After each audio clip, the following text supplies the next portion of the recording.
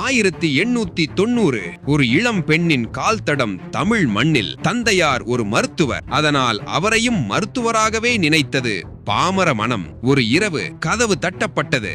அம்மா, என் மனைவி பிரசவ வலியால் துடிக்கிறாள், உடனே வாருங்கள். இதோ அப்பாவை எழுப்புகிறேன். இல்லை அம்மா, நீங்கள் வாருங்கள். நான் டாக்டர் அல்ல, என் தந்தை தான் டாக்டர். அவரை கூட்டி போங்கள். ஒரு ஆண் என் மனைவிக்கு பிரசவம் பார்ப்பதா? வேண்டாம். அவன் ஓடிச் சென்றான். அதே இரவு இன்னும் 2 பேர். அதே வேண்டுகோள், அதே மறுப்பு. எதுவும் புரியவில்லை. மறுநாள் காலை 3 மரண ஊர்வலங்கள். மருத்துவ உதவியின்றி பிரசவ வேதனையில் சாய்ந்த தாய் சேய் உயிர்கள். இதயம் நொறுங்கியது. இப்போது என்ன? பெண் மருத்துவர் தானே வேண்டும். அந்த நொடியில் ஒரு தீர்மானம். நானே வருகிறேன். அமெரிக்காவில் படிப்பு.